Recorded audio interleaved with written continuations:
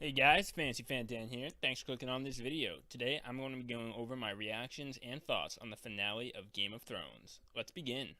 The last episode of Game of Thrones was supposed to be bittersweet.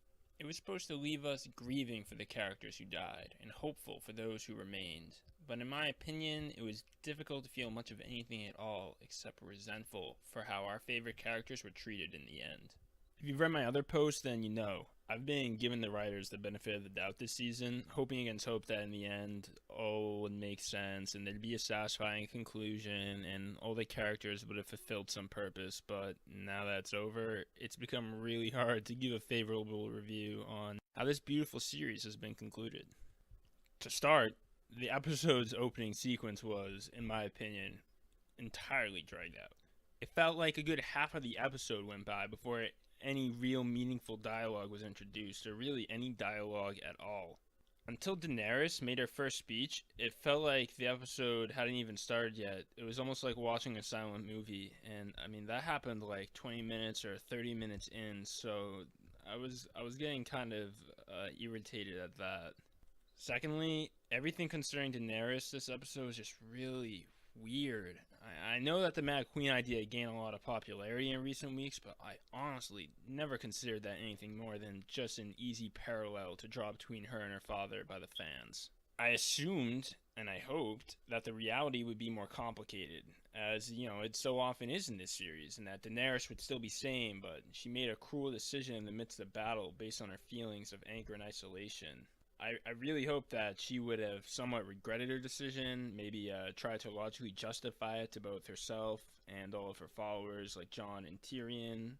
I mean, she could have said something like, it was a terrible choice, and maybe it was the wrong one too, but I thought it necessary. I'm all alone in this strange land that's supposed to be my home. I have no love here from either the lords or the people. And if they won't obey me out of love, then I will make them obey through fear. What happened yesterday was a travesty, but it shall be the last of its kind.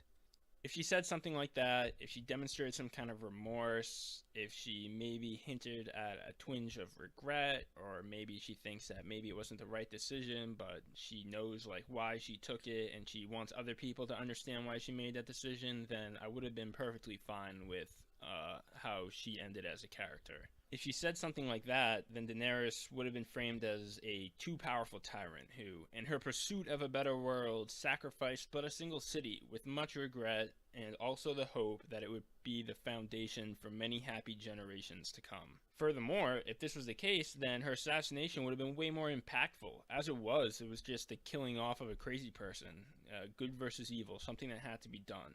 But had she felt some regret and emphasized how it was going to be a building block for a great future, it would have been far more morally gray to kill an absolute ruler with benevolent intentions who just went too far one time. We, as the audience, would have to wonder if it was the right decision to kill a queen with a history of helping the poor and needy just because she sacked a city in an effort to unite a country that has a long history of war and infighting and just absolute misery amongst the peasants and a dominant ruling class. Instead, though, we're served an absolute lunatic. Up through season 8, episode 4, Daenerys never showed any sign of being unstable or believing herself to be Jesus or suggesting that it was her destiny to rule the world. Perhaps most importantly, though, she never referred to the slaughter of innocents as liberation. Can you imagine it back in season 4? That Shepard brings his burnt daughter to Daenerys on the throne of Meereen, and she says, "Oh, well, she's been liberated. You should be grateful." That would have been some real foreshadowing, but instead, as we all know, what happens is that Daenerys feels incredibly bad for her dragon burning an innocent child and decides to lock all three of them up for the rest of the season and into the next. Back to this episode though, I gotta give props to Emilia Clarke for her acting and portraying Crazy so convincingly, but really shame on the writers for making her to do so. Up until now, we've never seen Dany behave quite so off-puttingly cheerful and sure of herself. Not after she liberated the Unsullied, not after she fled the slave cities, not when she set out for Westeros, and not even after she helped conquer the army of the dead. If she had really been this crazy all along, then surely after conquering the army of the dead, she would have made some remark to somebody about how this is just more proof that her destiny is to liberate the world from the oppressors and the evil that inhabits it. Back on topic though, I mean, to see such a complex character be reduced to an absolute mental patient with delusions of grandeur in the span of 2 episodes and with almost no explanation why, it just made me feel like a child who just abruptly was told that Santa isn't real and also mom and dad can't afford presents this year. First I'm confused, then I'm sad, then I'm confused again, and then I'm really fucking pissed off at the 2 bastards responsible for this mess. D&D. This whole mess, though, it gets even worse when you really think about it, because her descent to madness within the canon of the show also had to be abrupt and confusing, and none of the characters acted that way. They all made it seem like this was a relatively reasonable event that was totally within the purview of expectation. So, was she crazy the whole time then and we missed it? I mean, based on what we can see from the show's time passage, you can conclude that it's been less than a few months since Dany sat in the dragon pit with Cersei, Qyburn, and Euron while her 2 dragons watched.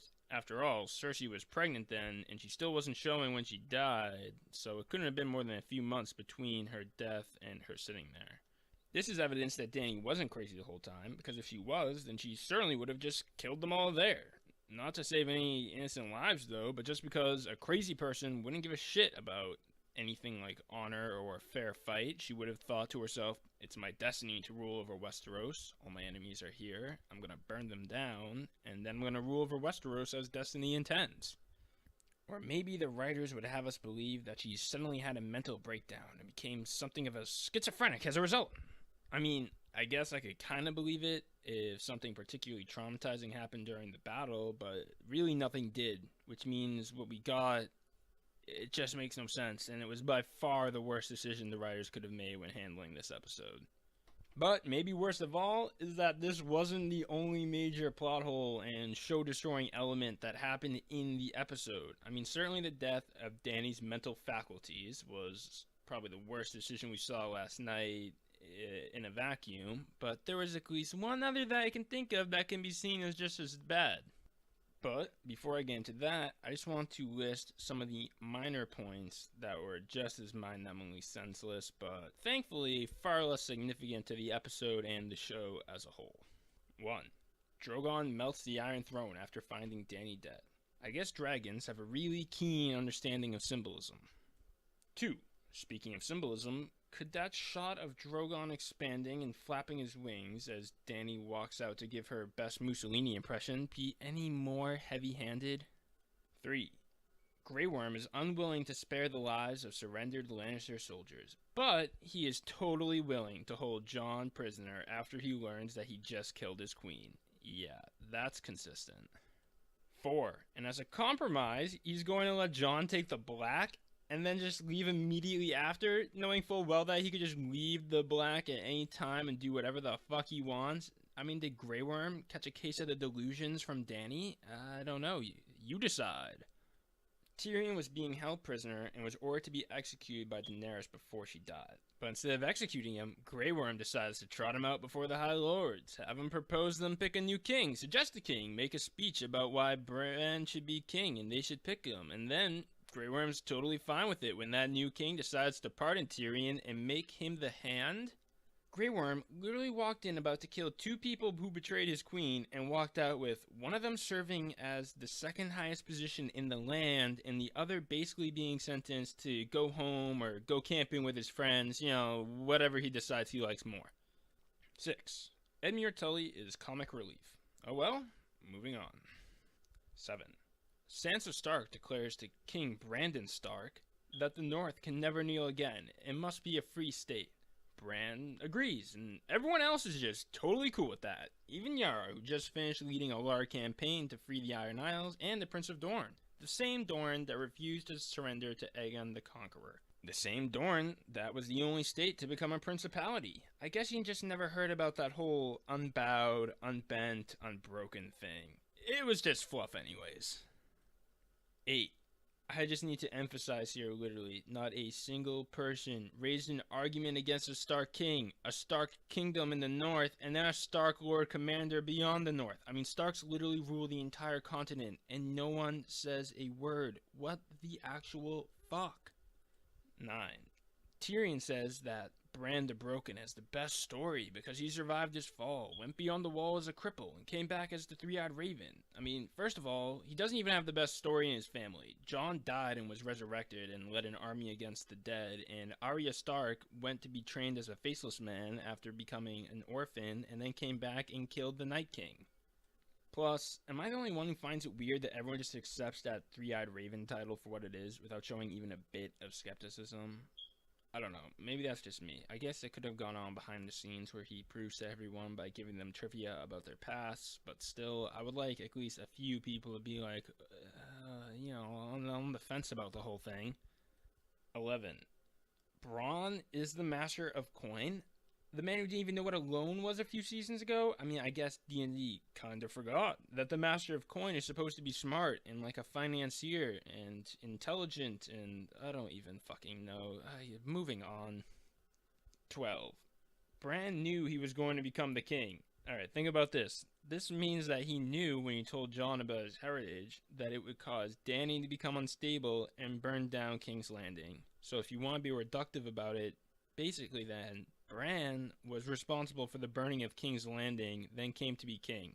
What a great guy. Masterful player of the Game of Thrones, though, no doubt about it. Okay, now that those 12 bits are out of the way, we can get into the other major mistakes the writers made last night, which is, of course, the conclusion of Arya and Bran's storylines. Now, when I say this, I'm not really referring to what they're doing at the very end. Bran ruling and Arya sailing off into the horizon are perfectly reasonable, end conclusions for them, in my opinion. Rather, it's just that I saw this episode as the last chance for the writers to bring some sort of significance to their plot lines as the Three-Eyed Raven and as a faceless man. But, of course, that didn't happen. First, let's talk about Bran. What did Bran ever do of much significance with the powers of the Three-Eyed Raven that could not have been accomplished perfectly reasonably within the story otherwise? Tell Jon about his heritage? No. Howland Reed could have done the same thing if anyone decided to actually include him in the show. Becoming a king at the end? I mean, I guess, but that's not exactly necessary. I mean, Jon would have been a more than capable king, and everyone would have been totally fine with that ending, so no. The only thing that Bran's plotline really did was create a MacGuffin for the Night King to chase so that he might fall in doing so.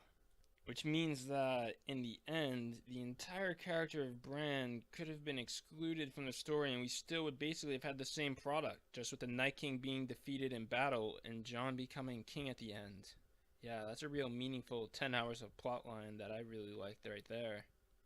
Arya's plotline, though, was probably even more pointless, and it actually may have made even less sense.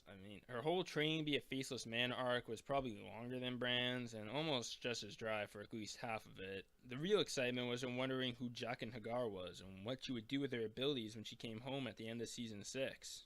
But, alas, we never did find anything out about Jaqen, and Arya never did very much with what she learned. Yep, she came back and killed the Freys, and then she never wears another face again. She's basically absent for Season 7, only showing up to help justify the death of Peter Baelish, and then in Season 8, when she has the perfect opportunity to kill Cersei before the battle starts, she decides instead to wait for the battle to begin before she moves into the castle, and then in the end does nothing again. All in all, I'm extremely disappointed, but enough about me. Let me know what you guys think. Do you agree with me, disagree with me, or are you somewhere in between? Who do you think got the worst treatment in this last episode of Thrones, or in this last season? Anyways, thanks for clicking on this video. Be sure to like, subscribe, and check out the rest of my content. Catch you later.